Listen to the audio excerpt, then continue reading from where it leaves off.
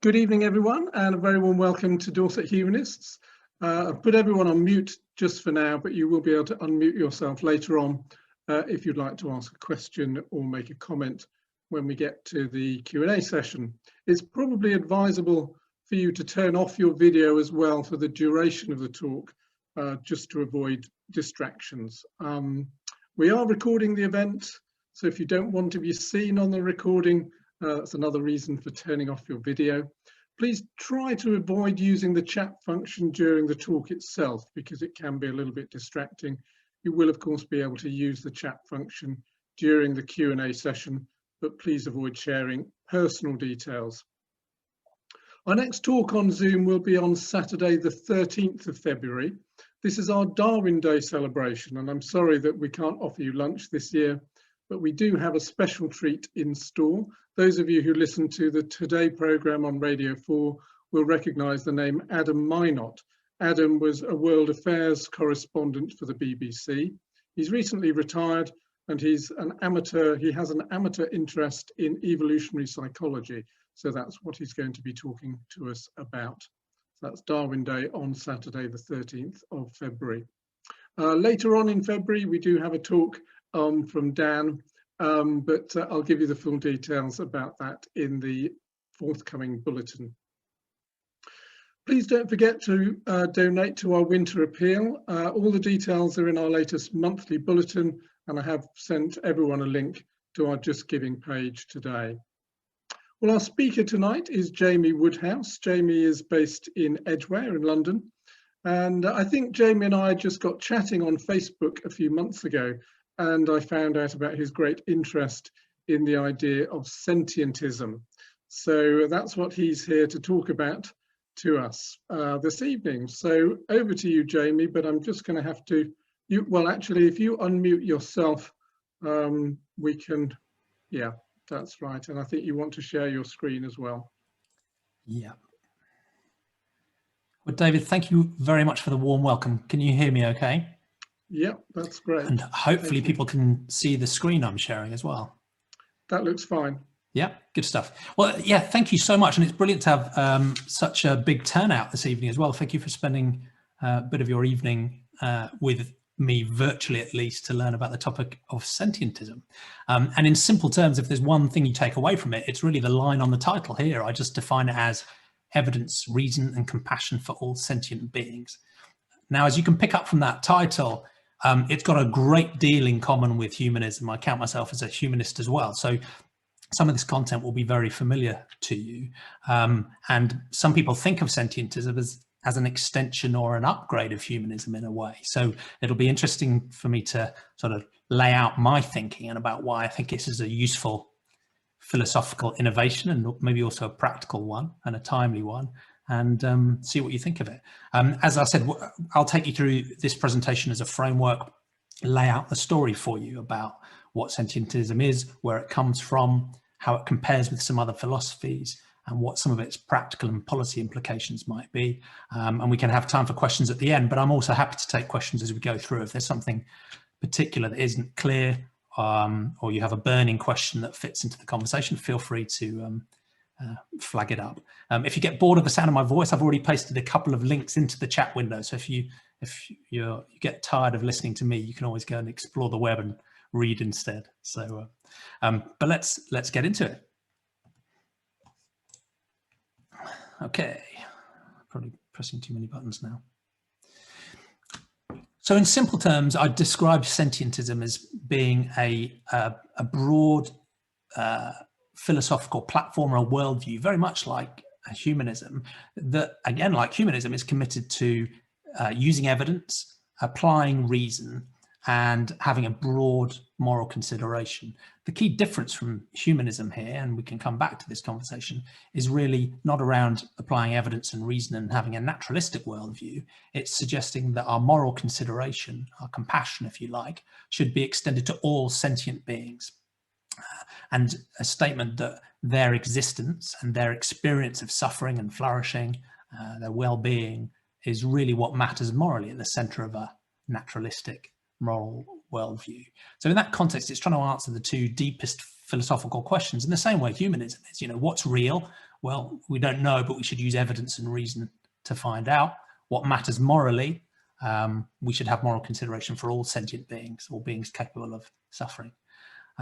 So the story on the right-hand side is really how you might get to that point of view, starting from scratch through a personal journey that doesn't have any supernatural trappings to it. So you and I experience sentience. That's, you know, what's happening to us moment to moment. And we experience suffering, which I define as any bad experience, you know, anything from physical pain through to existential angst and loss.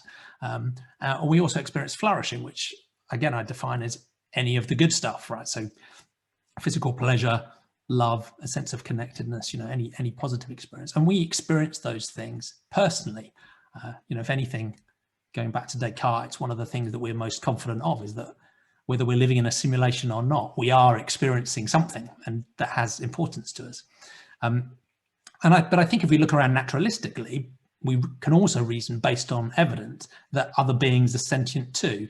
And it's hard to be 100% confident, but I think using various different rules of inference and different sources of evidence, we can build a level of confidence that other beings, human or otherwise, are sentient too. And we can also use that evidence and reason to infer and guess that just as I experience suffering as a negative thing and flourishing as a positive thing, that other sentient beings do in the same way. And while a supernatural morality defines good and bad in terms of, you know, a list of rules or by the essence of a deity or some other supernatural force, when we put aside supernatural bases for morality, to me, almost definitionally, morality is about a concern for others. And that concern for others really is about their experience, the quality of their experience, whether they're suffering or they're flourishing. So in that sense, we sort of jump across the is-ought boundary and say that if morality is anything, it really is a concern for the experiences of others. And here, by others, I mean any sentient being, any being that has the capacity for a subjective experience of suffering and flourishing. So that's a sort of quick summary of what it is in a nutshell, which hopefully makes sense. But I think I'll fill out some of the details as we talk about the heritage of it, where it's come from, and some of its implications as we go through. But as I say, if anything's not clear, feel free to jump in.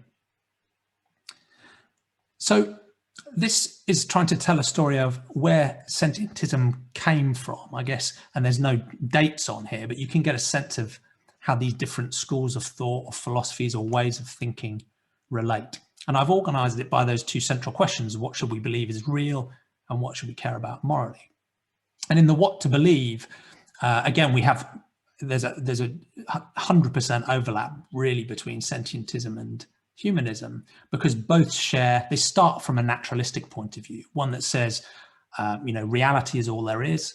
We have imperfect means of perceiving and thinking about it, but ultimately, provisionally and probabilistically, we can build beliefs about the nature of reality by engaging with reality and testing it.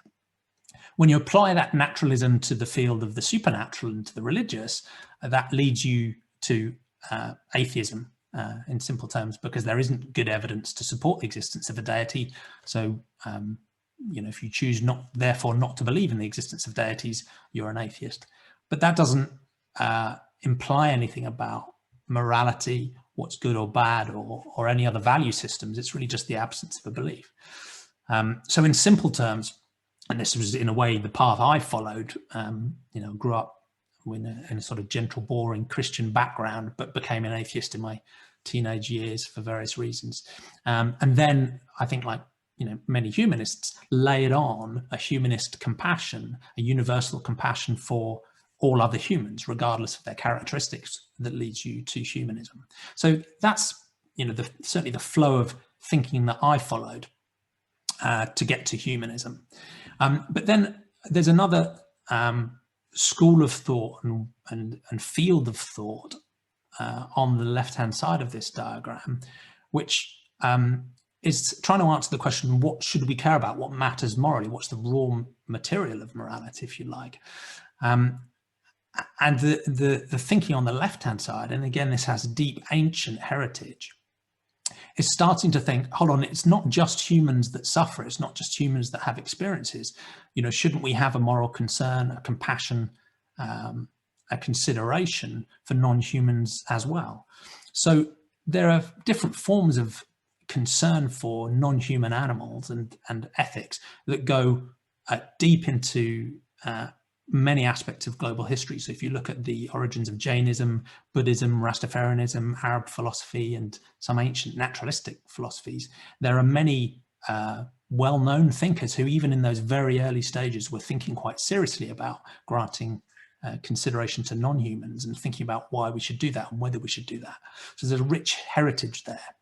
I guess in a modern Enlightenment context, people like Jeremy Bentham brought that into sharp focus, and many of you will have heard his famous quote where he says, you know, what matters isn't whether an entity, a being, can talk or can reason or anything else really. What matters is, can they suffer?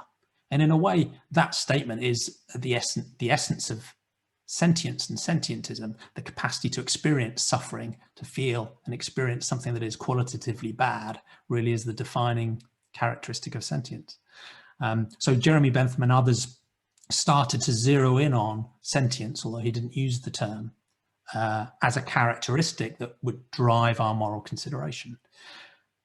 That got formalized much more in this bubble I'm calling Sentiocentrism, which really is a stance that says all sentient beings, any being capable of suffering or flourishing, should get our warrant our moral consideration.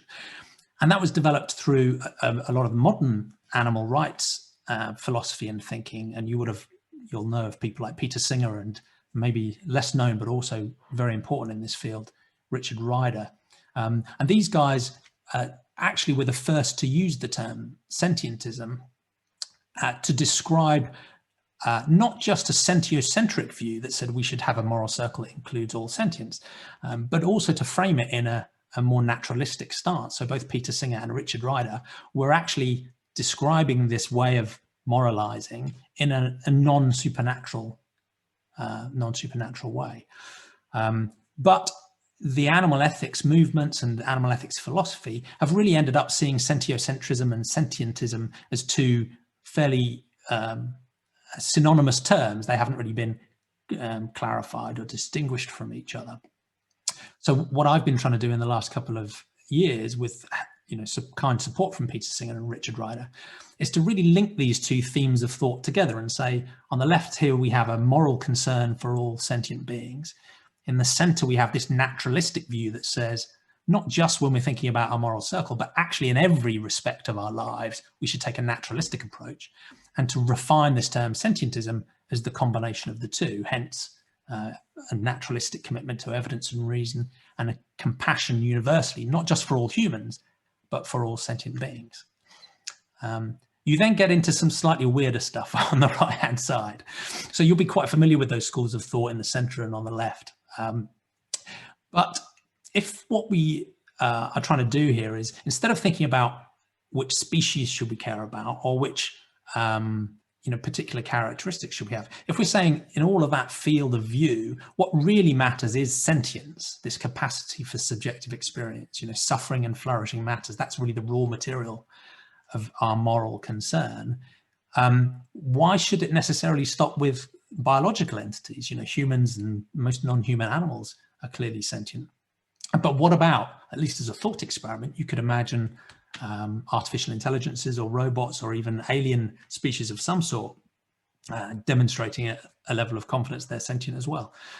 So this, to most sentientists, feels like a bit of intellectual frippery and a distraction, because they are understandably focused on the welfare of the 8 billion human sentients and the many trillions of animal sentience that really do actually exist today, and most people don't think that sentient aliens or artificial intelligences do exist. But I think it's quite interesting to consider that right-hand side, because it helps make this idea of sentientism future-proof, because if in the future we do create or encounter other forms of sentience that aren't, operating on a biological substrate, why not? Why wouldn't we extend our moral consideration to them? So hopefully that gives you a sense of the different forms of sort of heritage of thinking that feed into this concept of sentience. And as we talk about a lot in humanism, this is not just an Enlightenment invention. It's not just something that's come up out of Western culture. Naturalism, as I've already said, the animal ethics side has deep ancient roots in many cultures. And as we know as humanists, the naturalistic and humanistic schools of thought, again, have deep ancient roots that often predate most modern religions as well. So as with humanism, I'm keen to emphasize that this is not some new modern invention. While the term might be quite new, actually the thinking that goes into it is ancient and deep and very global indeed. So there's a slightly different view here, which is really trying to compare and contrast sentientism with some other schools of thought or other philosophies. And we've talked already about atheism, humanism and sentientism and that distinction there. And one thing I think we'll come back to later is encouragingly, humanism itself is already thinking about the salience of other sentient beings. If you go to the Wikipedia page for humanism, it doesn't mention non-human animals at all. It seems a completely 100% anthropocentric philosophy. But obviously Humanists UK and Humanists International have updated their definitions to include a concern for other sentient beings as well. So that's arguably blurring the line between humanism and sentientism. But I do think it's still fair to say that the center of humanism, the clue is in the name, is humans, whereas the center of sentientism is all sentient beings, including humans. So there are some challenges to sentientism. Some people say it goes too far. We should only care about humans. Of course, some people say, their moral consideration is limited to certain subgroups of humans, and that leads to many of the forms of, unpleasant discrimination that we're still working through as a human species at the moment.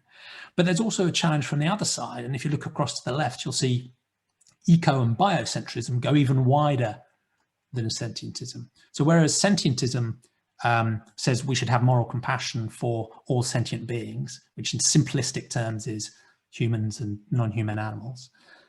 Eco and biocentrism says you're not going far enough. We should actually grant direct moral consideration to plants and to trees and to rocks and rivers and ecosystems and the environment and maybe the planet as a Gaia sort of system as well. So that suggests not just that we should see those things as instrumentally important because of their value to sentient beings, but that we should directly and intrinsically grant moral consideration to those entities as well, whereas sentientism would say they're really important, but only because they're critically important to the sentient beings that can actually suffer, whereas a river or a rock or a plant, can't experience anything. Where else should we go? On the right-hand side, there are a range of different views. Animalism extends humanism to all animals, but there's a slight difference with sentientism in that we also consider the theoretical possibility of non-biological or non-animal sentience. There's a form of sentientism called painism that was developed by Richard Ryder, which focused more on suffering, the imperative of reducing suffering, whereas sentientism, while most sentientists are very focused on suffering reduction, do also acknowledge the positive upside, the moral benefit of flourishing and well-being as well. And obviously it's very much in the public gaze at the moment in veganuary and so on, and the increasing acceptance and prevalence of veganism. But there are some differences between veganism and sentientism as well, in that many vegans have a supernatural or a mystical or a magical or a spiritual worldview, and sentientism, like humanism, is explicitly naturalistic. And there are also some slight differences around the boundaries, because the definition of veganism is really about animals as a biological taxonomy, whereas sentientism says, well, it's not necessarily all about animals, it's about any being that is sentient. So these are minor differences, but if you look at something like a sea sponge, for example, it's classed as an animal, but it has no nervous system at all. So I would suggest it's not sentient, so it doesn't warrant direct moral consideration. So there's some differences around the edges about which entities we have compassion for. But in reality, most ethical vegans really use animals just as a shortcut for beings that are able to suffer. So there's an enormous overlap there as well. Transhumanism is a fascinating movement. And again, it shares some links to sentientism, and that it's a movement of people who are thinking unashamedly and directly about the capacity for modern technologies to radically enhance the quality of our experience as humans, but also potentially longevity as well. So in a sense, there's an appreciation of the value and the quality of sentience, and a scientific naturalistic approach to, working out whether we can enhance and extend that as well. And while many transhumanists, like the philosopher David Pearce, also extend their moral consideration to include all other sentience, many transhumanists, again, the clue is in the name, are very narrowly focused on the human species, and sometimes even a sort of elite group of humans within them who are lucky enough to benefit from those technologies. So there's some interesting links, but again, some very strong differences too. But again, this is one of my hesitations about popularizing sentientism, is there are too many isms already, so I won't drag you through any more. But hopefully, again, background reading, and I've written some articles. There is a link at the bottom which compares and contrasts how these different isms are different from each other. That might be interesting background reading. Now, this is one of the busy slides, and so I apologize for that. But again, it's one that's, I think, is quite interesting to work through, because it helps to crystallize where some of these differences are. So the structure here really is, on the left-hand side, I've got a bunch of different types of entities. So we have the animals at the top, humans, what I've called charismatic wild animals, companion animals, like the rescue puppy at my feet, farmed animals, other wild animals that you might group into different categories. We have plants, we have environment, so again, rocks and rivers and ecosystems, and even the concepts of artificial and alien intelligences. So if you like, down the left, there's your menu of which types of entities might you choose to care about morally. And as we go across, I'm suggesting how some of the different worldviews might categorize those entities, and which of those items from the menu might get picked for direct moral consideration. And the critical column here really is the question, is it sentient? And sentientism doesn't have a list of species or a list of entities that count as sentient. Like humanism, it's just naturalistic. So it says follow the science, which means that we should recognize that our views about which types of entities are sentient will probably never be perfect. We're never 100%. They should always be probabilistic, based on the quality of the evidence. They should be provisional, so we should always be open to new evidence. So if we do find out that plants are able to process information in a way that implies they're sentient, fine, let's be open-minded about that possibility. But also that we should probably be reasonably prudent, given we're deciding which entities have moral consideration. It's a deeply important question. So provisional, probabilistic and prudent beliefs. But what I've done here is to summarize the consensus state of modern science about which of these types of entities are sentient, which in short is humans and a broad swathe of other types of animals. So mammals, birds, fish, reptiles, many of the invertebrates, certainly the more complex ones like octopuses. And there's still more research required over the really simple invertebrates.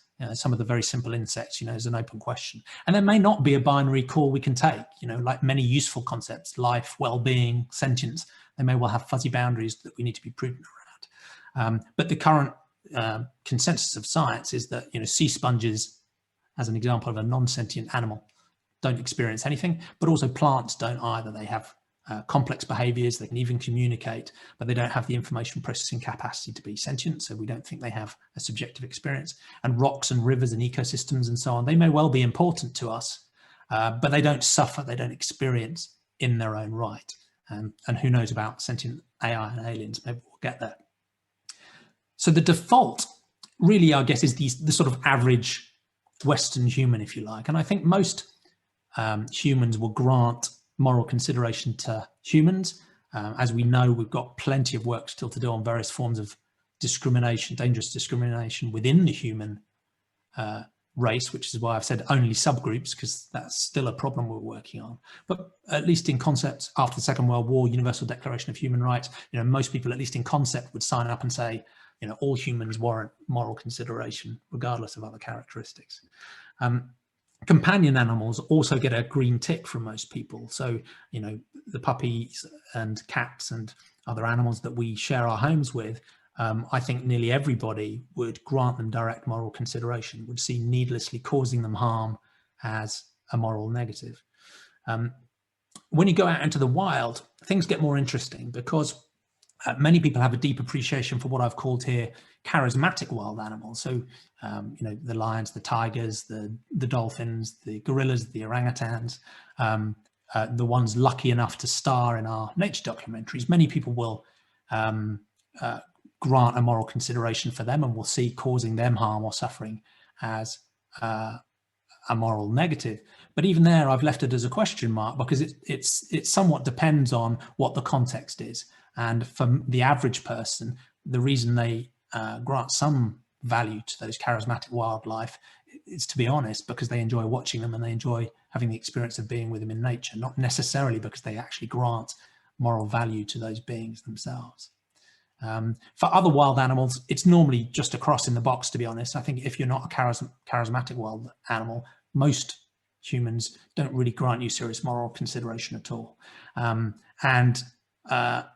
That seems to be true for farmed animals as well. And again, there's an interesting cognitive dissonance here, where I think most, you know, the average human in reality would actually grant moral consideration to a farmed animal, but certainly in practical terms, our decisions and our behavior implies that there is practically zero moral consideration for farmed animals, given not just the way they're treated, but the fact that the industry they are a part of has their suffering and death as the very essence of the products that are produced. So that's a sort of guess at, you know, the average person and how they might grant moral consideration. Now, with a humanist, a default humanist, I've sort of taken away that only subgroups point, and I've said, look, a humanist almost by definition grants universal compassion to all humans, so that's a green. But I don't think the average humanist really varies that much from the average non-humanist in terms of granting moral consideration to non-humans. But again, we can discuss that, and I think that's shifting over time. As you move across, a vegan would take the next step, where they would normally grant moral consideration to farmed animals, which is why they would abstain from participating in or purchasing or using any form of animal origin products to the extent that's practical or possible. They'd of course shared that compassion for companion animals. They would share a compassion for charismatic wild animals. But there's an interesting wrinkle here as well, in that even many vegans who are viscerally opposed to animal farming still don't grant full moral consideration to some wild animals. So some vegans will say, you know, animal farming should be brought to an end, but if there are animals suffering in the wild, because that's part of nature, it's not something we should engage in, have moral consideration for. It's natural, we should just let it take its course. So even a default vegan, you know, there's a question mark there about whether they really grant moral consideration for other wild animals. A sentientist goes the next step: humans, charismatic wild animals, companion animals, farmed animals, but actually would say all other wild animals also get moral consideration. That doesn't mean intervening in the wild is an easy thing to do. It means there are dangers, there are difficulties, there are problems that we may not be able to solve, but at least every sentient being, wild or farmed or human, charismatic or not, invasive, vermin, whatever the characteristics, whatever the context, they still get moral consideration from a sentientist point of view. And that doesn't mean that harming or even killing them in some circumstances might not be morally required or justified, but at least they have moral consideration in the decision and in the thinking that goes into what we choose to do. And again, a sentientist, technically at the bottom end there, if we do come across artificial or alien intelligences that seem to be sentient, we would grant moral consideration too. A strict biocentrist would again add some ticks, because they would grant moral consideration to plants, direct moral consideration. And an ecocentrist would go even further, and they're actually saying, look, even a rock, even a river, even a species, even an ecosystem should get direct moral consideration as well. But rather, you know, cheekily, and this might annoy some of the environmentalists amongst us, but the actual default biocentrist or the default environmentalist or the default ecocentrist, while they say they have a broad moral consideration for the environment as a whole, sentient or not, most environmentalists still exclude, in practical terms, the non-charismatic wild animals and farmed animals from their consideration. So in a way, they've moved their moral circle super broad to encompass a sort of Gaia view of ecosystems as a whole, but still will conveniently carve out farmed animals, for example, from their moral consideration. So hopefully that's a useful, it's a bit busy, but hopefully gives you a sense of this central question of which types of beings warrant our moral consideration. That's at the heart of sentientism, and is the key difference between, or the refinement between, humanism and sentientism. So I've laid out here some of the best arguments against sentientism, and some of these responses are a little bit trite because I've just squeezed them into a slide, so they may look a little bit dismissive. But in simple terms, the responses and challenges to sentientism, firstly, are all of the challenges we get as humanists. So religion and revelation, reason is flawed, you can't get an ought from an is, all of the usual challenges that we might get from people with a supernatural moralistic stance, or one that doesn't accept we should grant moral consideration to all humans. But we then also have a range of different challenges to sentientism about why we should go beyond humans to non-sentience. So those include, is sentience too vague a concept to base our morality around? There are questions about the boundaries of sentience, and do we need to draw a strict line, or can it be fuzzy? There are questions about degrees and hierarchies, and even if we do grant moral consideration to all sentience, should that be equal, or should we have degrees and hierarchies, and can humans still have a special role within that? And without drawing you through all those examples, I'll sort of leave you to look at them, but I think these are some of the things that might come up in the conversation as you question and challenge what I'm putting forward here. So while evidence, reason, and compassion for all sentient beings sounds really, really simple and basic, in the same way as a humanist definition of evidence, reason, and compassion for all humans might, as with humanism, sentientism can actually have some quite radical implications as well. So I've written a couple of articles and laid out here some examples of the sorts of things, if you switch to a universe where all 8 billion humans were not just humanists, but were sentientists, what sort of things would be different in the world? And many of the things I've listed here, I think, are entirely consistent between, I guess, a humanist view of where the world might end up and a sentientist view of where the world might end up. So we'd see, hopefully, a reduction and then an end to different forms of discrimination: sexism, homophobia, caste, transphobia, racism, all the ones we're used to. But sentientism would add a couple as well. It would say we'd see an end to discrimination based on species, and maybe even an end to a discrimination based on substrate. So again, it's stretching the humanist idea to another level. I think, as with humanism, sentientism also has, I think, a constructive role to play in a lot of the ongoing culture wars around identity politics, intersectionality, and equality. And that I think both humanism and sentientism can step into that debate and say, we need to respect the radical diversity of perspectives, lived experiences, different group identities that are really important to individuals. But let's at the same time recognize that what we do share our humanity, we do share our sentience, we have, always imperfectly, but the ability to understand enough about each other to be able to cooperate and collaborate and work together. So I think, just as with humanism, sentientism has a positive role to play, stepping into that debate and trying to take a more universal, constructive approach than some sometimes do. There are many different forms of harm. So again, as with humanism, sentientism sees needlessly causing harm to any sentient being as a moral negative. And many of the harms we see in the world are justified by supernatural or poorly founded ethics. So whether these are constraints or harsh punishments that are justified by religion, tradition, culture, or any other sort of ethics that are not well founded in evidence and reason, I think, again, humanism and sentientism would share a very similar list of things we'd ultimately like to see disappear from the world in terms of cruel and harsh punishments and unwarranted restrictions on personal freedom of behavior. Obviously, a difference here is when you come to animal farming and the exploitation of animals. So in a sentientist utopia, there would be no animal farming and there would be no exploitation of animals. So our agricultural system would switch completely to plants, clean meats, and plant-based products that don't directly cause suffering to animals. So that's, I guess, one radical policy difference. But again, most of these other things, again, are in common with humanism and sentientism. It has implications for certain forms of politics and and government. So I think a sentientist or a humanist stance around government would respect individual freedoms, or would it have an egalitarian stance, naturally would lead you to something that's secular, democratic, and so on, as you'd expect, to respect those different perspectives and to try and work collaboratively to reduce harm. So in a way, that would, you'd expect that to rule out theocracies, fascism, negative forms of nationalism, and some of the other types of things I've listed here.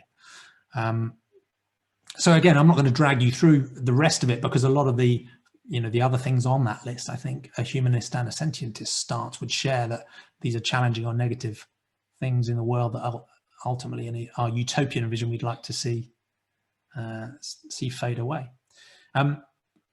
And you can think about how that might be instantiated. On the right, we're into a broad conversation about how social change happens. So that can happen through individual choices. So, whether it's as a consumer or an influencer, as a decision maker, as a leader, as a voter, as a campaigner, as an advocate. Again, humanists and sentientists alike can drive change through those individual decisions.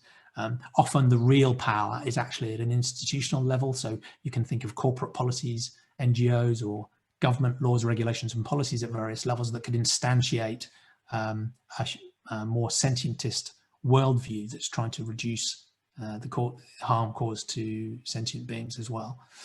And where you might imagine that leading is, I guess, a sentientist cast to many different domains of human life. And you can think about, if we really do extend our moral consideration beyond humans, what would that do to our language, the way we talk? What would that do to our justice system? What would it do to our politics? There's some fascinating thinking going on about how you could actually integrate the opinions and the views and the preferences of non-humans even into our current political systems. Would you see things like the SDGs, the Sustainable Development Goals, being rewritten and recast to take into the account the sentient animals in the wild and in farms? And would you maybe see the Universal Declaration of Human Rights be upgraded to a Universal Declaration of Sentient Rights? So again, I think it's similar to humanism in that many people might read the basics of humanism and go, well, it's sort of obvious, but the implications are radical.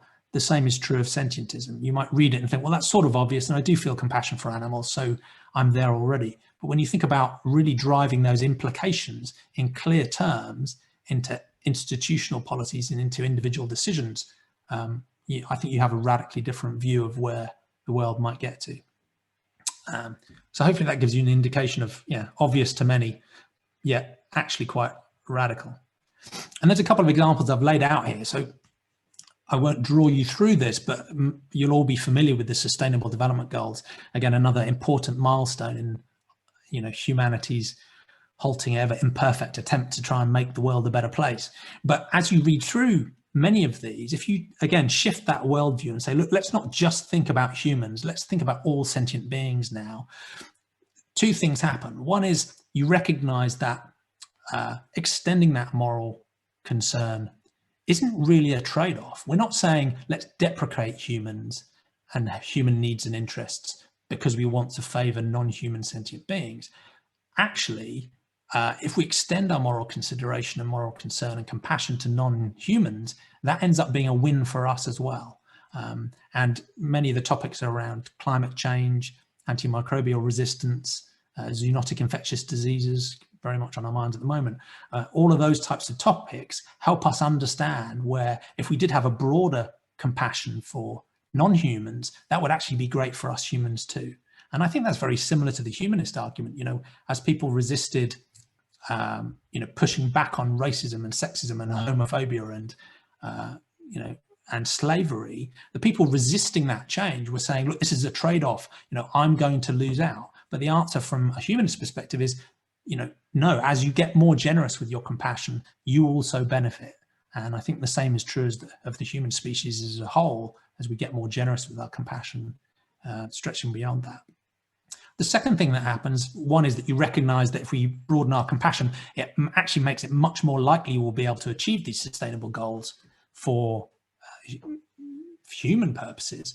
That we also need to tune and adjust the motivation behind these sustainable development goals, because we've now got a new group of trillions of non-human sentients that we need to take direct consideration for as well. And there's another example which more radically actually rewrites the Sustainable Development Goals to collapse some of these views about discrimination and protection to include non-human sentience as well as human sentience. But I'll leave you to read that at your leisure. Another interesting thought experiment, obviously the Universal Declaration of Human Rights was a major humanist milestone after the Second World War. And people challenged that at the time and challenge it now and say, look, we're still not there. It's not perfect. There are trade-offs. It's difficult. Yeah, fine. But it was such an important thing to lay out and set out, even as an aspiration, even though we still haven't achieved the delivery of those human rights universally. We're a long, long way from it, but it's still a really important milestone in the development of humanity as a whole to at least acknowledge in concept that these rights should be there. So as a thought experiment, I worked through the Universal Declaration of Human Rights and again, just reset my mind to say, instead of just thinking about humans and what humans need, what would this document look like if we genuinely considered all different types of sentience as well? And it was an interesting experience because while with some of the more esoteric rights, when you're thinking about culture or science or, you know, rights to work and so on, there are clear differences between what human interests and needs are and our capabilities and those of other non-humans. But actually, for the most important rights we're talking about here, the ones that actually humans see as the most fundamental and foundational, we share them all with every sentient being. So the rights to exist, to continue to live, to be free from physical harm, to have sustenance, you know, all of the things that as humans we see as the most foundational human rights are actually the ones that are most broadly shared across all sentient beings as well.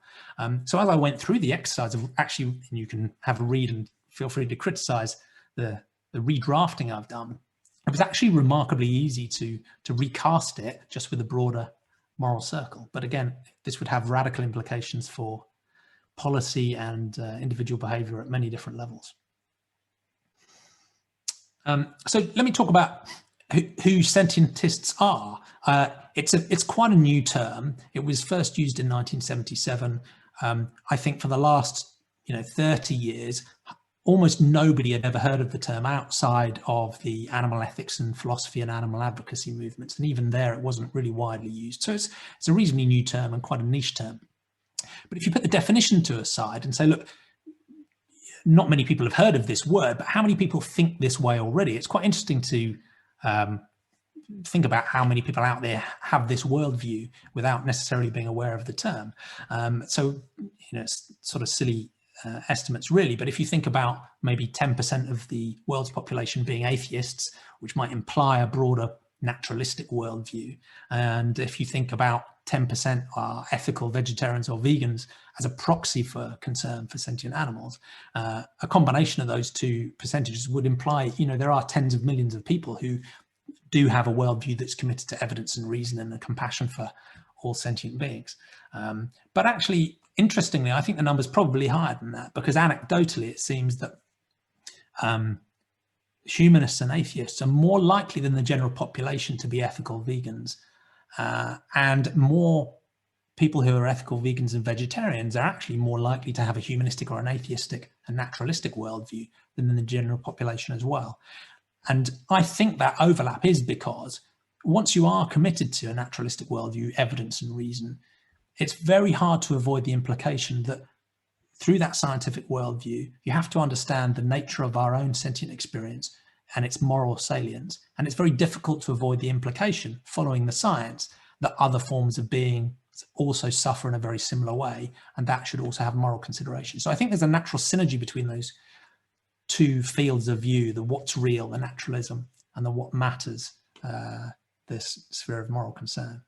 And it's interesting to see who, some of the sentientists are. So the people I've listed here, Diana Fleischman, who gave the Darwin Day lecture for Humanist UK a couple of years ago, Peter Singer himself, Richard Ryder, George Church, the father of modern biosynthesis, Alistair Cochrane, the author A.J. Jacobs, David Pearce, a well-known philosopher, Mike Nugent, who is the president of Atheists Ireland, for example. So there's a number of people who are already explicitly identifying this way and saying, yep, that's me. Many of them still say they're a humanist as well, but like me, they'd say they are also a sentientist.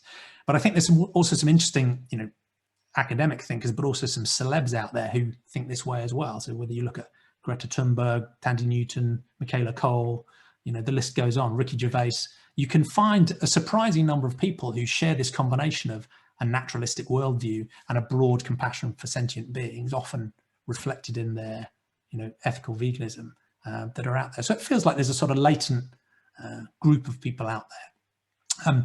I've been working for the last couple of years just to refine and recast this philosophy. So I've done some non-academic writing about it and discussing it, but I've also been trying to build some nascent global communities around it as well.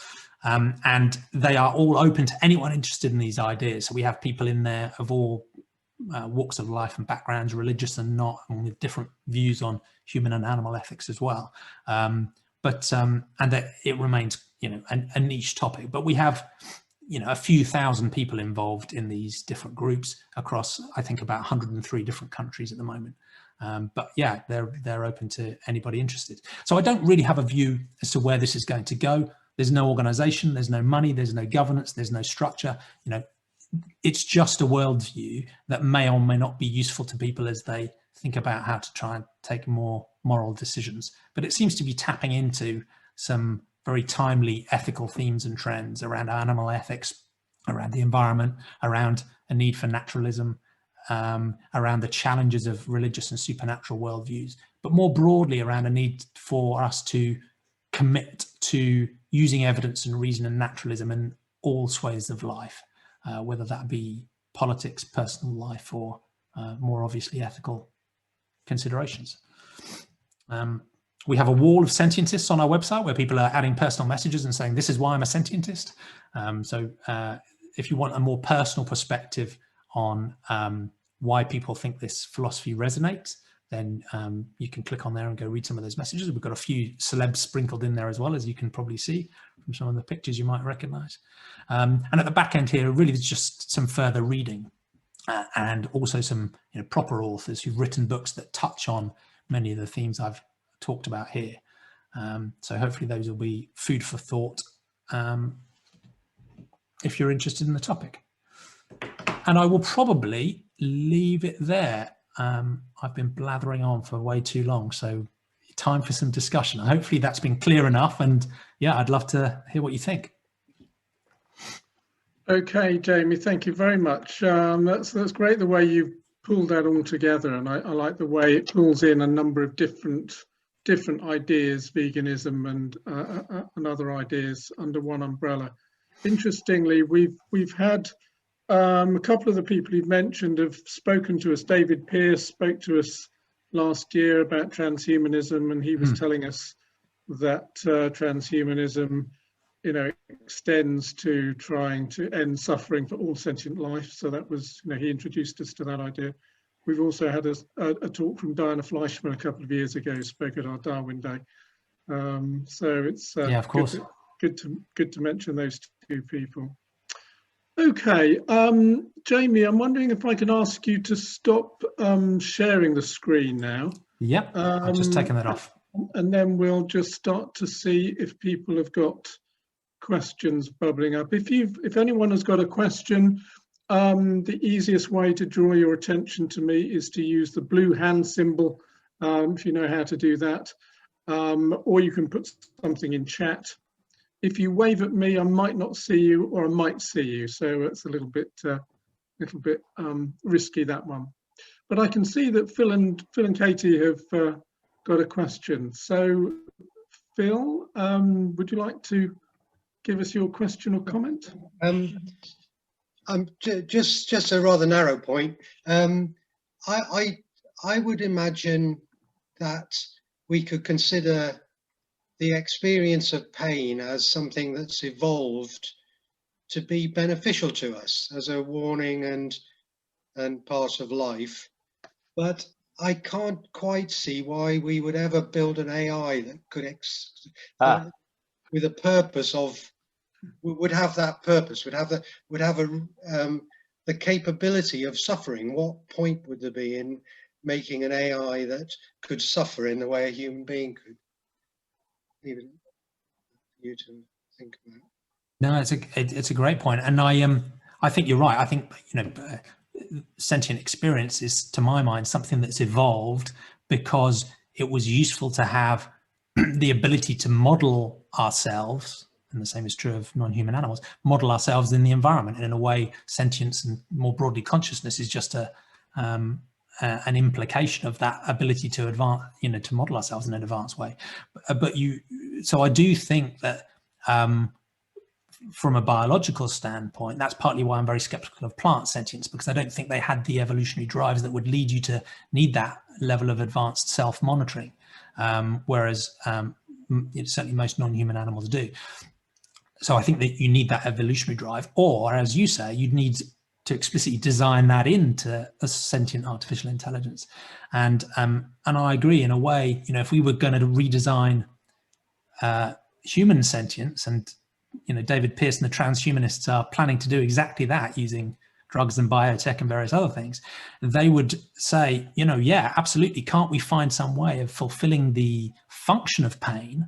You know, I take my hand off the stove without it being a deeply viscerally unpleasant thing to experience. And arguably, if, you know, we are designing a sentient AI, hopefully we'd do a similar thing. You know, we'd provide means of stimulus and feedback from the environment they didn't actually, you know, viscerally have an unpleasant experience of.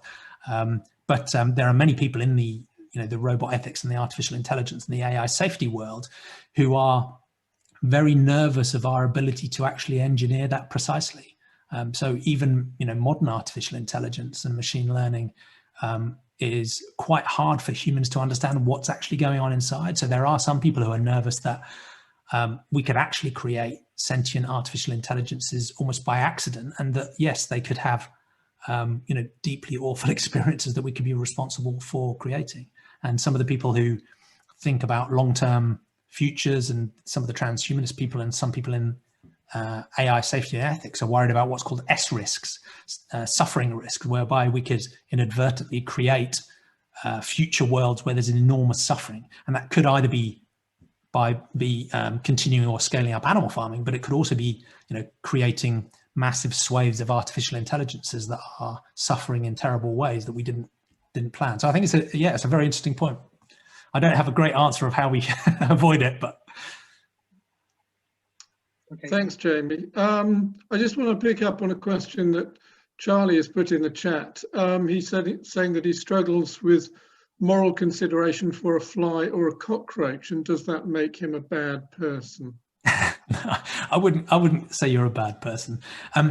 So sentientism is irritatingly neutral on quite a few things, but that's deliberate because I think its value is in really trying to set a baseline.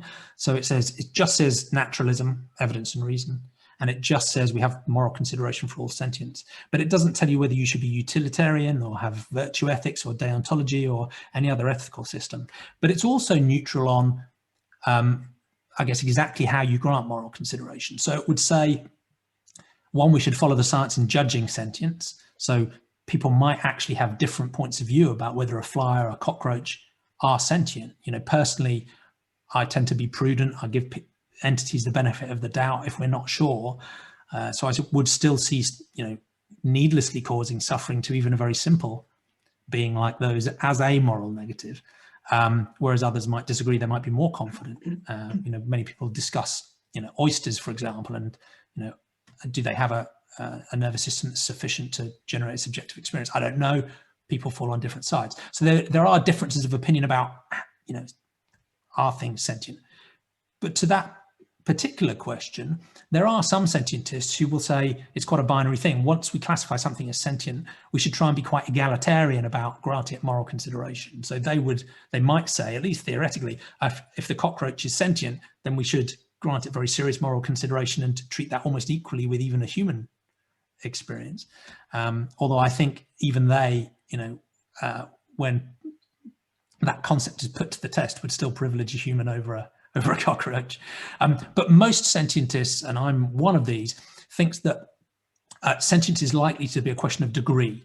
So because I think ultimately it's really just a class of advanced information processing. That means it has an enormous variety and richness. That means that, you know, if a cockroach is sentient, it probably has a much less rich sentient experience than a human. That would logically mean that I would privilege a human over a cockroach.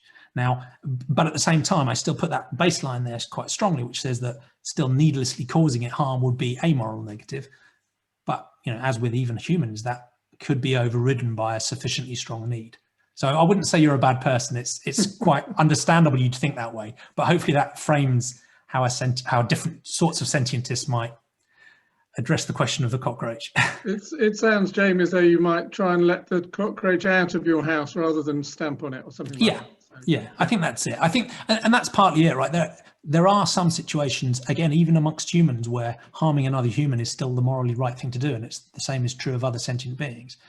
So there are really difficult challenges that we need to face where there may not be a perfect answer. But that's exactly right. You know, if you grant something zero moral consideration, your default answer is normally just kill them all, whereas a sentientist would at least have enough of a moment's thought to say, is there a better way I can do this without causing death or harm, even to a simple sentient? Okay, great. We've got quite a few questions coming up, and I've noticed that Sue Thomas also put a yellow hand up, which has now gone, Sue, but we'll get to you at some point. Yeah. Can we go to Simon Bowden? Simon, what's your comment or question? Yeah, I mean, it's an interesting talk. Obviously, insofar as it encourages compassion, it seems to be a good way of looking at the world. I didn't really see the link to atheism, because it strikes me there are some religious traditions where there's been great respect for animal life, for example.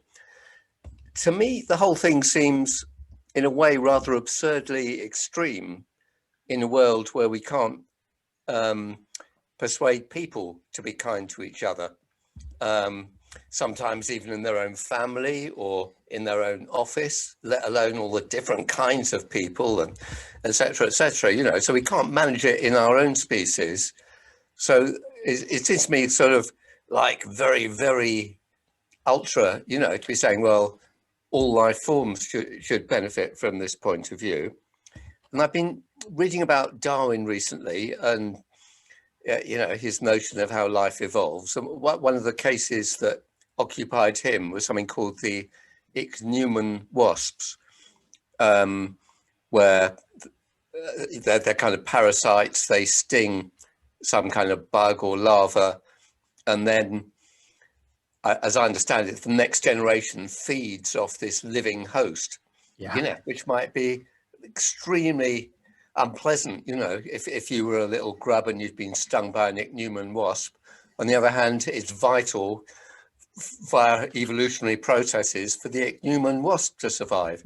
So if that's kind of rather how nature works, then the idea that you could say, oh, well, it's all so unkind, we must have a completely nice universe where nobody causes suffering to anybody, rather seems to fly in the face of kind of the world we're in.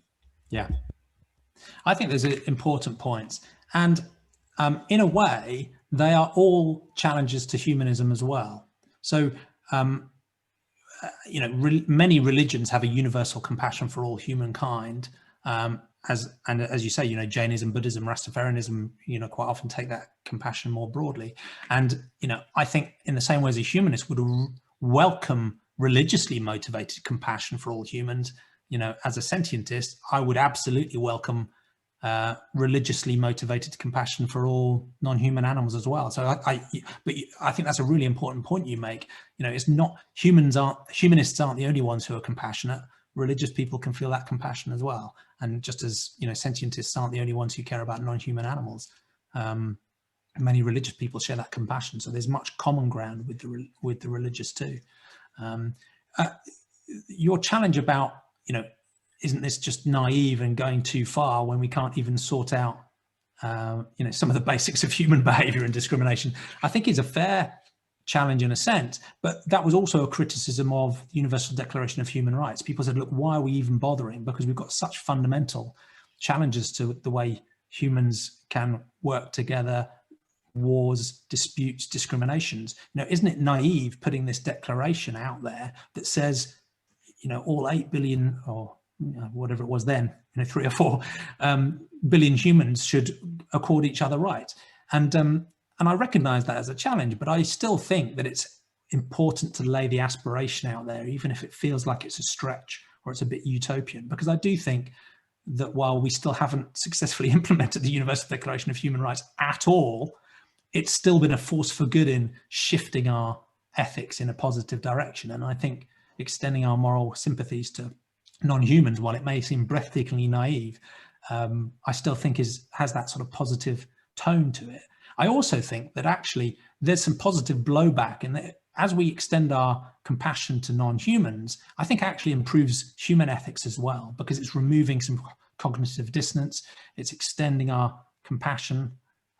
Just as a racist struggles to grant moral compassion to another human that looks a bit different, I think we need to show that we can grant moral consideration to sentient beings, even though they're completely different species. And if we can demonstrate we can do that, I think it'll have a positive benefit for human compassion too. And your third point is a really important one, because when you look out at wild animal suffering, that's a really deep challenge, right? So, the lion will not survive unless it's able to eat the antelope. So, and the problems of wild animal suffering are intractable, difficult. Intervening in the wild is, subject to all of the usual risks of human hubris, although, to be honest, we intervene in the wild at massive scale already. So it's not a question about whether we do it, it's a question of how. And I don't claim to have the answers there, but I think that we'd still need to, even while we're hesitant and cautious, recognize that, that being eaten by the wasp and the antelope being killed by the lion doesn't care that it's part of nature. It doesn't care that it's part of a circle of life. It is viscerally suffering, and that suffering is a morally negative thing. Doesn't mean the answer's easy, but I think we still have to recognize it's a problem. But most sentientists, while there is some really interesting research and campaigning work going on around wild animal suffering now, it's a developing area, the real focus is on animal farming, because while the lion doesn't have a choice about whether to kill the antelope, we absolutely have the choice right now not to do what we do to countless billions, even trillions of sentient non-human animals that, frankly, in very simple terms, we kill for pleasure. I'm giving 2 long answers. We've got more to get through, but hopefully that addresses your 3 points. They're very perceptive. Thank you, Simon. Thanks, Jamie. Can we go to Sue? Sue Thomas, did you have a question? Thanks, David. Yes, I don't know why my little hand disappeared. Sorry about that. Right. That's okay. Just wanted to say, Jamie, I really enjoyed your talk, and it's new to me. I haven't come across sentientism before, but it makes a lot of sense. But there are things that bother me about it. It seems very human-centric. I mean, who devises the criteria about what sentience is? I mean, humans are very limited in there are lots of senses and so on that other creatures have that humans don't have. And we seem to be talking about granting the freedoms and so on to certain groups who humans have decided are okay to be in the gang. Yeah. But if I were a tomato, I would really take issue with that, because from the way that you're talking, plants aren't in it, so we can turn into vegans. We're still going to be eating plants. Obviously, people like Janes, for example, would have real problems with how they navigate the whole natural world, because they see everything as having some kind of sentience. In Japan, Shinto religion see rocks as being sentient. Yeah. There's a whole lot of kind of subtext to what you've been saying, which bothers me. And for example, if whales and dolphins suddenly rose up out of the ocean and said, okay, we want to use our criteria now, not yours. Yeah. Would that be okay? That's my concern, is it's yet another attempt by humans to run everything. Yeah. Thanks, Sue. That's really perceptive. And there is absolutely a risk there that this just becomes another, anthropocentric way of us imposing our will on the world. And there's a danger that people think of sentience as, a measure of how human-like something is. So we're the yardstick, we're the perfect answer, we're the pinnacle of some tree. And, and how much do other types of beings measure up against that as a measure of their moral worth? And there's a real danger of that. And I think the way I try and counter that is one, by focusing on sentience, we are recognizing that sentience existed many millions of years before humans even came on the scene. So it's deliberately a characteristic that predated humans and is not about humans anymore. It's a characteristic that humans share, but it's trying to stop putting humans in the center, and it's saying there is this other characteristic that is of fundamental moral importance that spans all of these different species, and we just happen to share it. So I guess that's one way. The other thing is again, it's in common with humanism, is follow the science, which is, as you say, there are worldviews that think tomatoes or plants or rocks are sentient. And maybe as our science develops, we will find evidence that they seem to be able to suffer. But at the moment, we haven't found any, because anything we understand about sentience seems to be correlated with certain patterns of information processing that rocks and plants and tomatoes and ecosystems just don't have those characteristics. They don't have the evolutionary drive to come up with that advanced self-monitoring. They don't have the behavioral characteristics that would infer sentience, and they don't have the information processing architecture required to, if you like, run sentience either. And we could be wrong about those things. You're right. Maybe there is some other level of existence or some other form of experience that a rock has that means, it is wrong to split a rock with a hammer. But I'm hoping that, one, using a characteristic sentience that is independent of humans, and two, using a naturalistic approach that again tries to be more neutral about which things are sentient, we can defend against that anthropocentrism. And we may fail, and we should be on our guard about that, because ultimately I can try through naturalism and thinking about sentience to step away from a human perspective, but ultimately none of us ever really can, because we are human. So we sort of have to do the best we can. But it's an important point. Thanks very much, Jamie. Can we go to Daniel next? Dan. Hello. Sorry, I just had to unmute myself. Can you hear me? Okay. Yes. Yeah.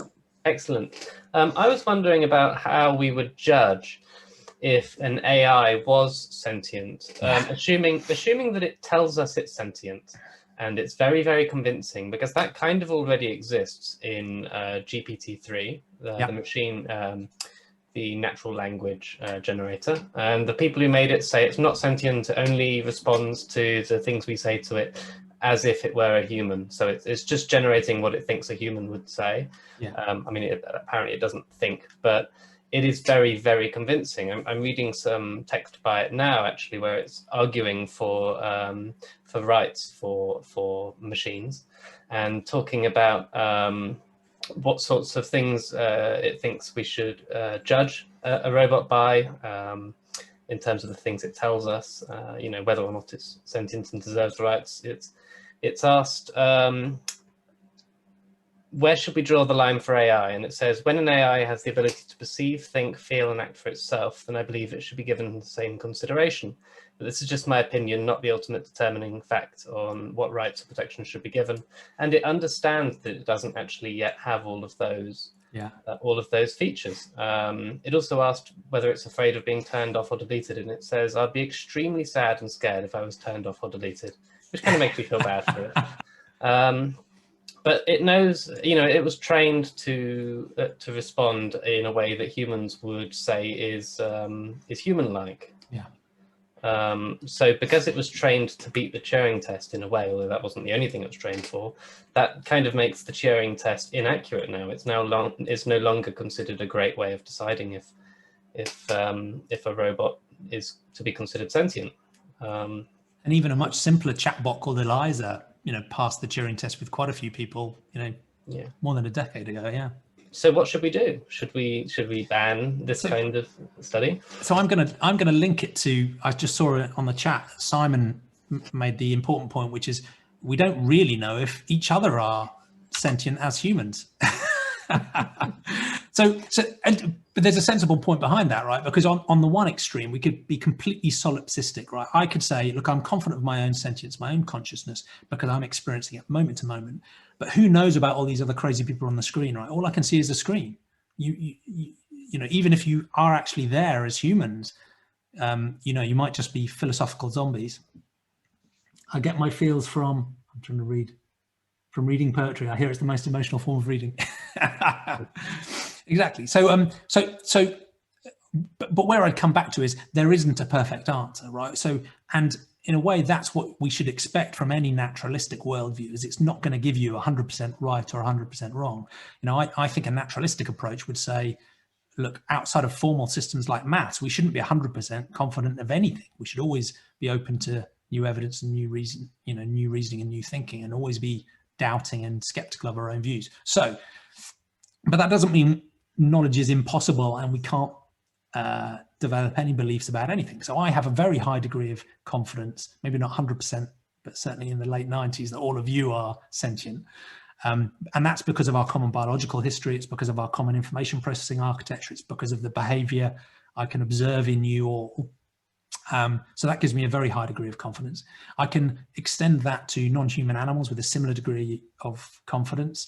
You know, my puppy behind me, again, environmental commonality, information processing architecture, behavior. You know, you just look into a puppy's eyes and you sort of get a visceral sense that it's sentient. So that gives me, again, a very high degree of confidence. I won't put a percentage on it, but I think we'd have to do the same with the artificial intelligences. But that's difficult because, you know, we lose the biological commonality, right? They are a distinctly different thing that we have developed. So I think we do have to fall back to other forms of assessment, whether it's behavioral inference or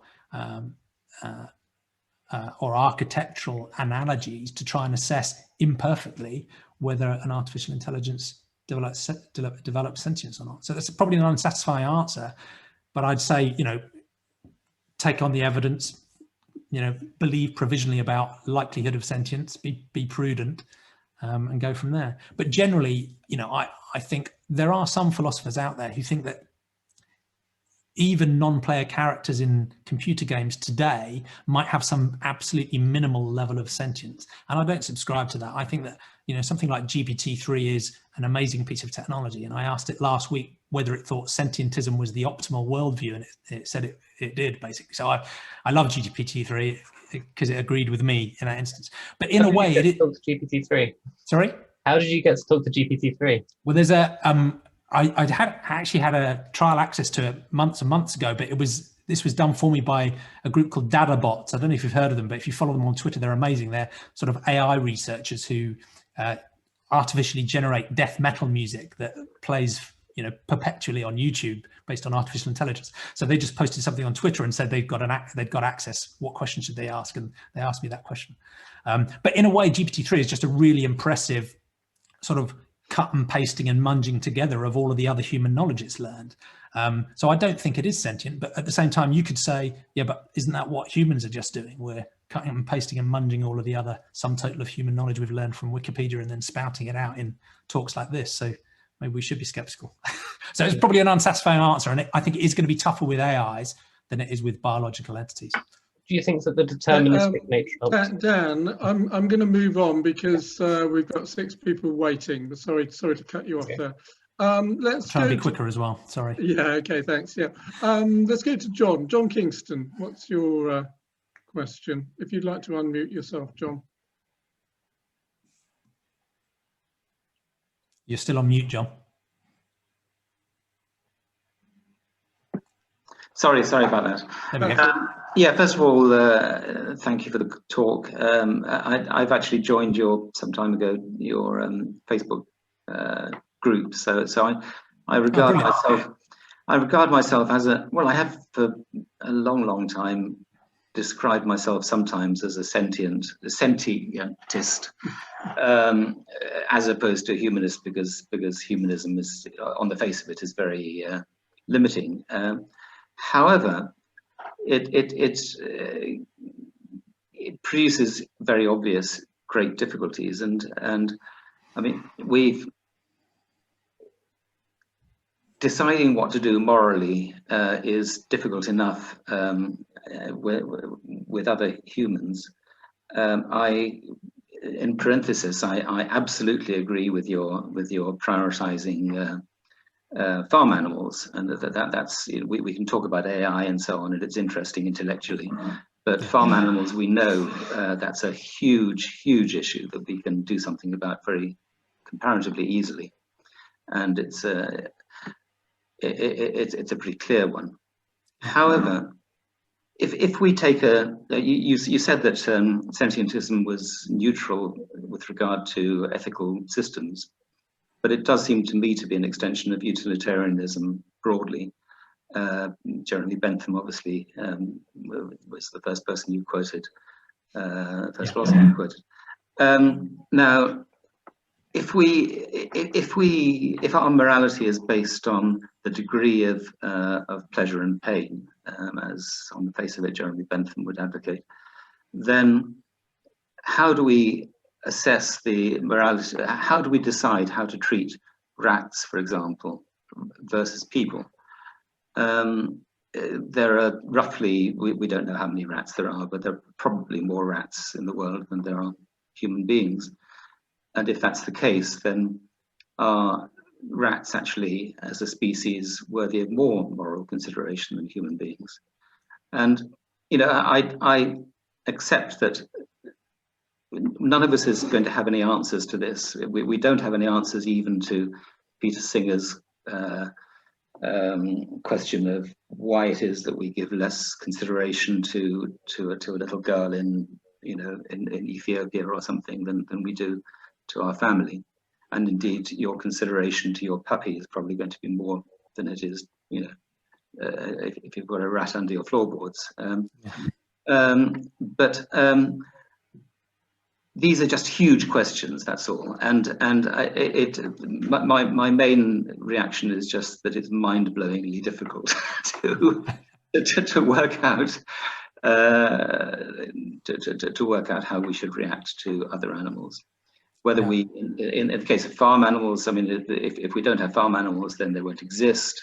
If it becomes even more complicated, as you said yourself, in the wild sphere. Anyway, that's it. I'll shut up. No, it's a good point. And in a way, this is why I think sentientism might feel unsatisfying. But I guess humanism might as well, because as you say, we're a long way away from solving many seemingly intractable problems, even within the human species, let alone beyond. And that's partly why, part of the reason I've framed sentientism in that sort of philosophically neutral way is because I think it's more important to get that moral consideration baseline to a sensible level than it is to resolve all of the intractable trolley problems and the crazy trade-offs. But it's also because all of those other problems are just too hard. So I'm sticking to the easy stuff and saying we should, at least as a starting point, whatever moral problem we're thinking about and whatever moral system we're applying, we should at least give consideration based on sentience. And that leaves so much complexity and so many challenges to work through. But what I would say is that, one, I think setting that aspiration is still a positive step. It doesn't mean we magically solve all those problems, but it at least is the first step in giving ourselves half a chance, or at least our descendants half a chance of making progress. But I do think that some of the most egregious problems, certainly that humans cause today, have the most obvious answers. And for us to say, oh, it's philosophically difficult, doesn't get away from the fact there are some really obvious, staring us in the face, blindingly critical, straightforward, obvious moral choices we should be taking right now that are a win for humans, that are a win for the environment, that are a win for non-human animals. And we can, you know, argue about all the complex trade-offs later on, but something like, you know, a just transition to end animal farming is just an obvious ethical, moral, environmental win, even if you're a human that cares not a jot about farmed animals. So, you know, I'd almost do a triage. I'd say, yes, there's breathtaking complexity and difficulty epistemologically about the complexity of the world. There is much moral uncertainty about what's the right way of making these trade-offs. So let's focus on the basics and the really obvious stuff. And then maybe our descendants can handle the trickier things when we've solved the obvious things. Thank you. Okay, thanks, Jamie. Yeah, we've gone from robots to rats. Let's see where we're going next. David Nunn, what's your question? Oh, I can beat that, I think. Actually, David, something before I go on to my question for Jamie. Yep. One of the earlier slides has really solved my problem that I've always had between what is atheism and humanism. Oh, good. Because one of the earlier slides says that atheism is it falls into what to believe, and humanism falls into what to care about. And that sorted it out for me, anyhow. But I hope it's right. I mean, we've got a lot of brilliant humanists here who can, who can correct me. Well, I've been trying to explain this to David Nunn for years, but I'm glad you finally answered his I now get it, and I'm definitely an atheist. But Excellent. Right. So just going back to your question for Jamie. So your declaration said that there should be no discrimination. I completely understand that and agree with that. Right. And I think the point Charlie made earlier on was it wasn't about a cockroach versus a human. It was a cockroach versus a fluffy animal. Yeah. That, a lovely fluffy rabbit or bouncy lamb versus a cockroach. Well, in which case, if we say that the lovely fluffy animal has rights and this, that and the other, but the cockroach, no, stamp on that damn thing, that's discrimination, isn't it? But also I'd bring into the argument the amoeba, Ebola, COVID-19. I mean, they're on, some of the viruses are on the edge of life, but they're still life, you could argue. Yeah. So do they have rights as well? So I'd put your mind at rest, because while those things might be alive, there's no evidence they are sentient.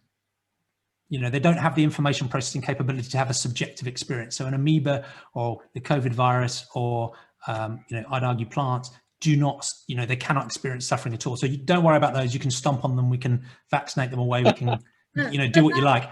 But I don't think that's what Sue was saying, though.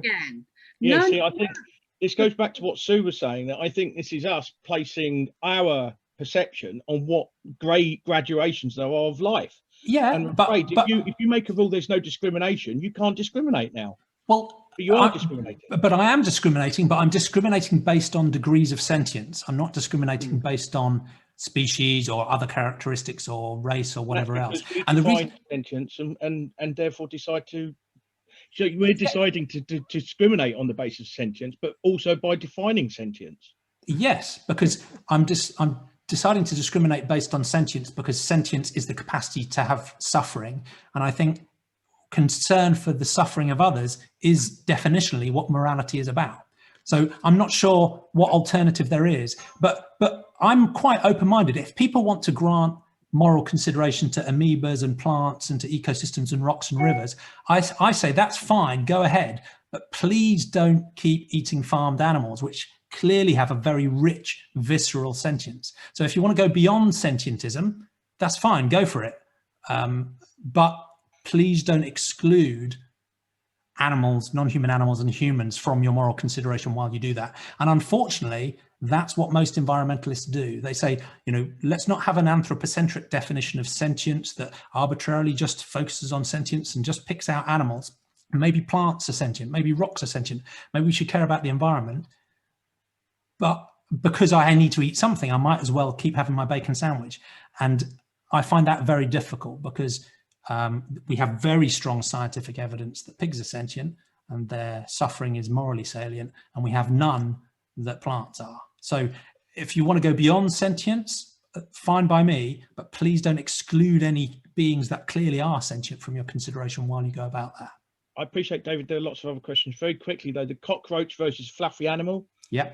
I mean, we're discriminating by saying we can stamp on a cockroach, but fluffy animal, we must respect that. And it's not because of the fluffiness, it's because, and other sentientists will disagree, right? Because some will say, who are we to judge that cockroach has a lower richness of sentience, that we should judge in a different way? But personally, I would say, a lamb has, because of its richness of information processing, has a higher and richer degree of sentience. So I would prioritize a lamb over a cockroach, not because it's fluffy, but because it has a richer degree of sentience. But some other sentientists would disagree with me. So that's a good point. Thanks, David. Okay, David. Yeah, well done. Thank you. Let's move on to Gail. Gail, what's your question? Hi. An absolutely wonderful lecture. Thank you. Thank you. I agree with you about the farm animal thing. It's a real hot potato, but I'm afraid I'm not going to ask you about that. I'm going back to the AI because it has struck me that if AI has no sentience programmed into it or happening in it, how on earth can we design it to be sensitive to our own? Because of all this fear about AI taking over and everything like that, if it's not sensitive to our own sentience, then we are in deep trouble, I think. And I don't see how it can be sensitive to our sentience unless it's got its own sentience. Well, I do agree, and I've sort of joked to people before that you know, it's a good idea for us to adopt sentientism and to be very careful about, you know, how we go about animal farming, because we need to think about the example we're setting to our future AI overlords. If they look at us and think, oh, well, that's how humans treat less intelligent, less powerful beings, then maybe that's okay for us to do as well. But I think the and we're more likely to be able to persuade an AI to adopt sentientism as a philosophy than we are to adopt humanism, because they won't be humans. Whereas, you know, maybe they will be sentient, who knows? But personally, there's a lot of the sci-fi thinking about artificial intelligences are about them adopting their own sentience, their own super intelligence, developing superhuman capabilities in a very broad spectrum, and then turning us all into paperclips and so on. And I think there is a risk of that, but actually I think the main risks of AI are much more prosaic and they're much more basic, and they're about some of the challenges we see even in today's artificial intelligence, whether it's embedded discrimination or automation of things without the right checks in. So I actually think the dangers from artificial intelligence are at the moment not really that related to whether or not an artificial intelligence is sentient. But I do think ultimately, if we want to develop ethical artificial intelligences, they will need some form of a sentience detector within them, in the same way as we all have sentience detectors in us now. And they will have to infer from behavior and architecture and maybe biological heritage which things are sentient. But yeah, you know, if we do end up with future AI or alien overlords, I hope they are sentientists, and I hope they judge our sentience appropriately. Otherwise, we're in trouble. Thanks, Jamie, and thanks, Gail. Thanks, Gail. Let's go to Barry. Barry, what's your question?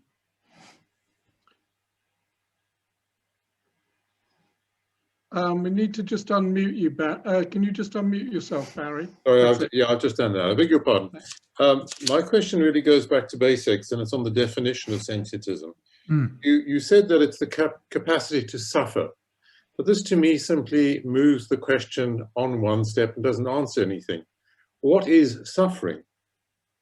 How can one objectively assess or measure what suffering is? Is it in fact avoidable? And is avoiding it actually desirable? Because one could argue that without suffering, there's no pleasure. The one exists for the other. And when it comes to this debate about cockroaches, viruses, people, and other things, what exactly does it take to suffer? At what level of CNN nervous system development do you draw the line in this endless spectrum and say that something is sentient and something isn't? It all sounds terribly arbitrary to me. Thank you. There are challenges there because there aren't perfect answers. So on the definition of sentience, I'd describe it slightly more broadly. I'd say it's the capacity for subjective experiences, both positive and negative. So yes, it's the ability to experience suffering or flourishing, which really are just, you know, experience good or bad things.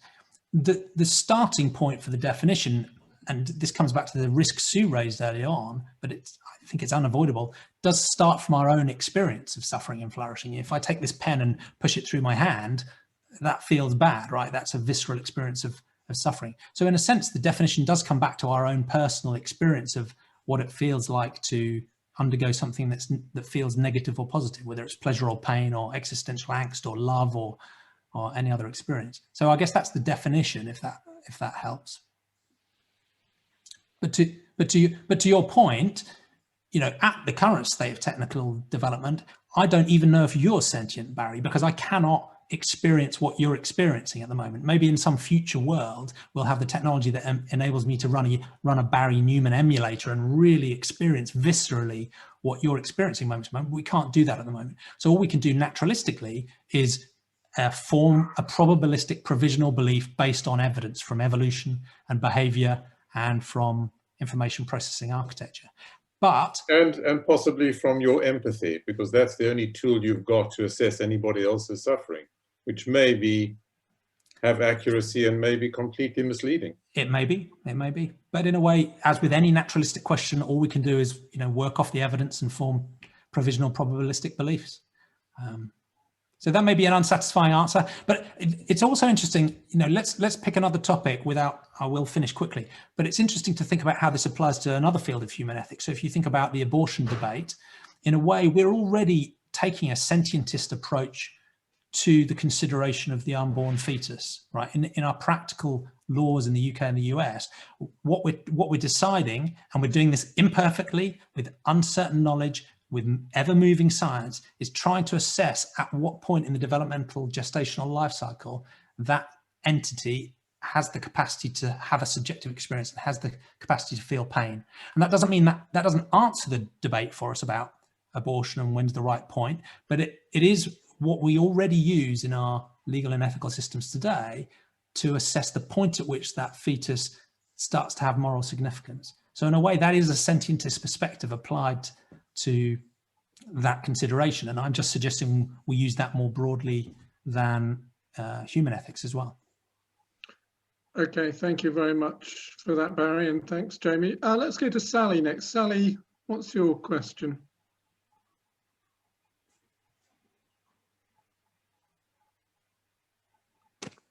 Sorry, having trouble unmuting.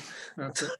There we are. Yes, I'd like to go back, Jamie, to when you were talking about, the really obvious things like getting rid of animal farming. And I was thinking, no, it's not at all obvious to me.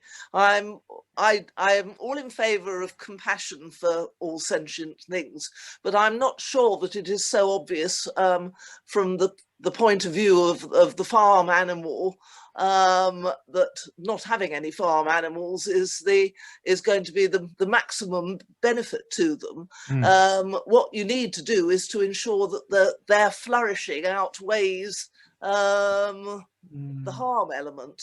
I mean, all our lives come to an end at some point, but one way of removing all suffering from anyone is not to have any humans, and then they're not suffering.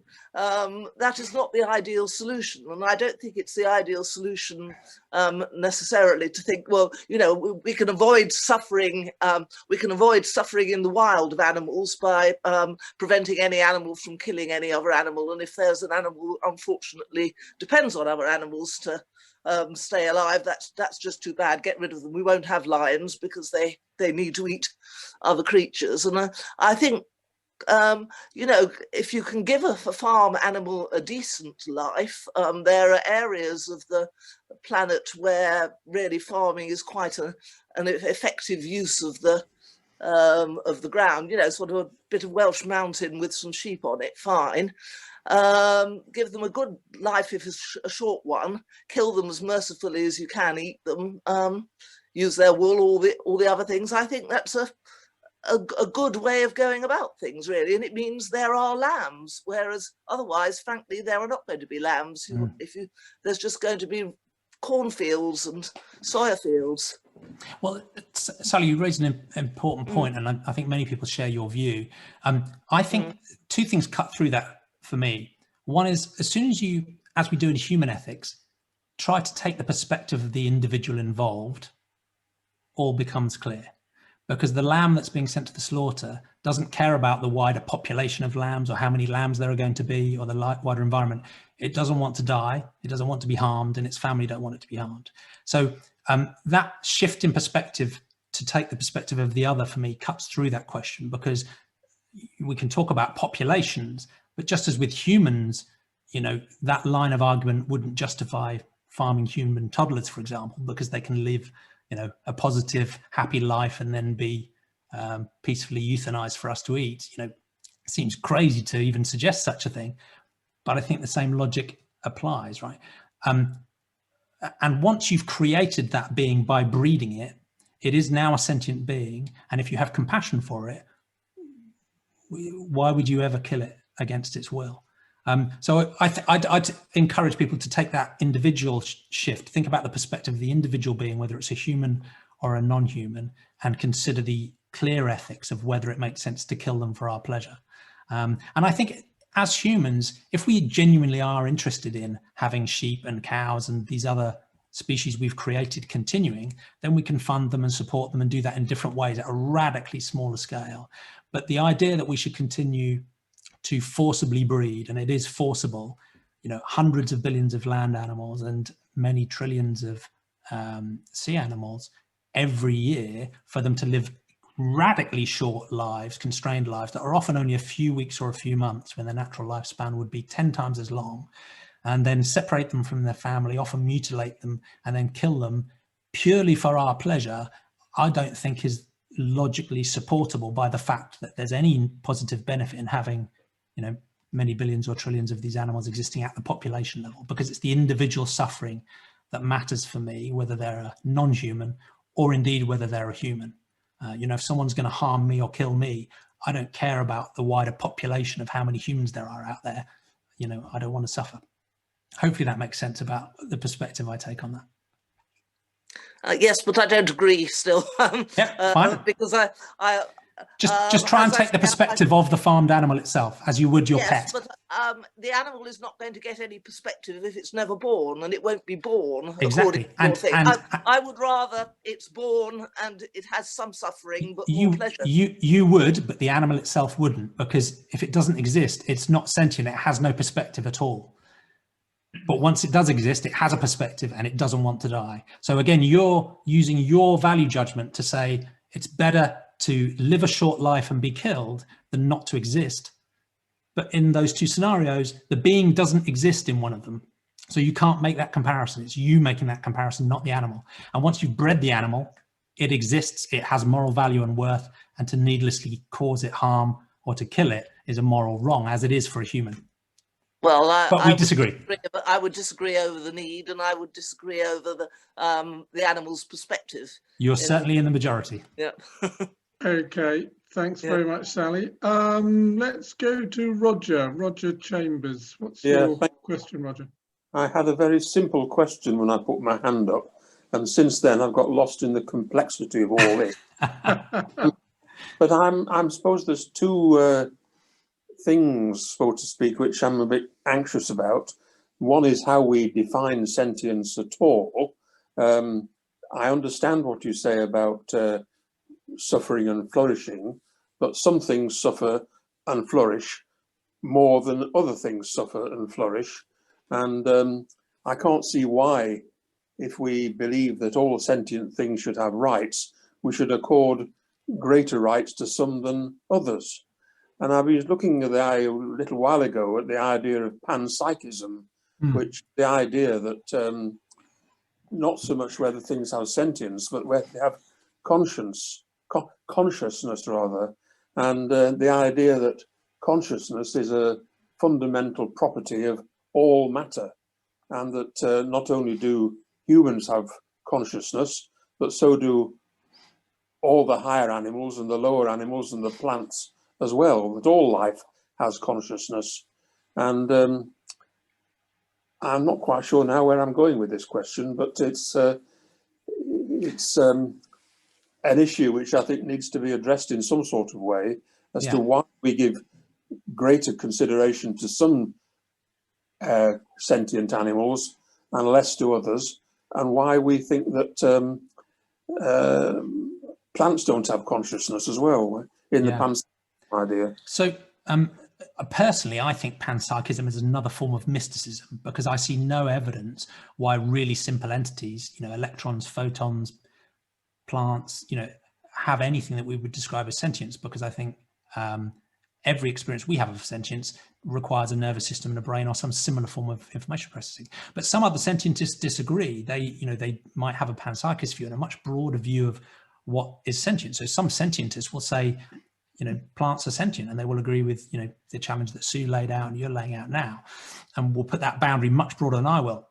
But even then, I think most of them will say, okay, if a tomato is sentient in some way or conscious in some way, they will apply that degrees of sentience to say that it doesn't make sense to have moral concern for a photon or an electron or a tomato in the same way as it does for a pig or a cow or a human, because of those degrees of sentience.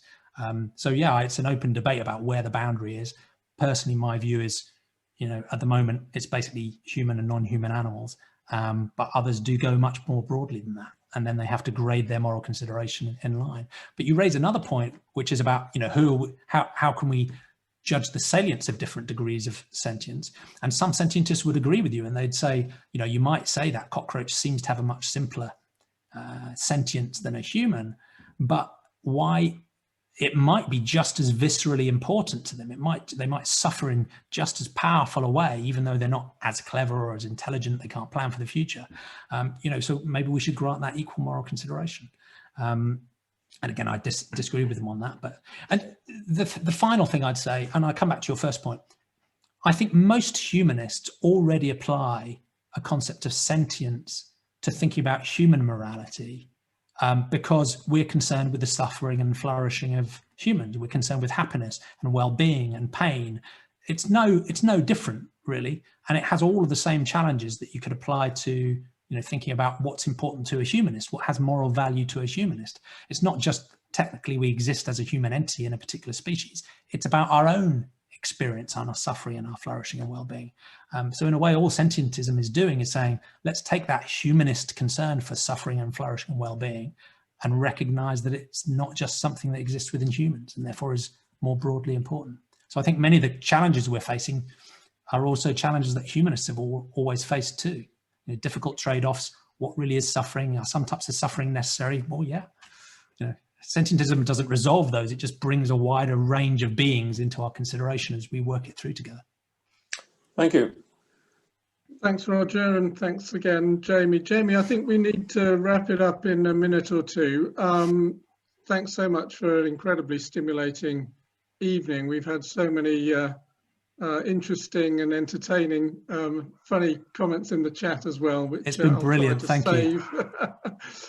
Jamie, do you want to just, I don't know, do you want to just take a minute to say a few more words in summary, or are you done? Or yeah, I would love to really quickly. So again, just as a reminder, I think it's just like humanism, but we're broadening the tent to bring a wider range of entities into our consideration. That doesn't mean we have magical answers to all of these ethical challenges, but simply that's what it's trying to do.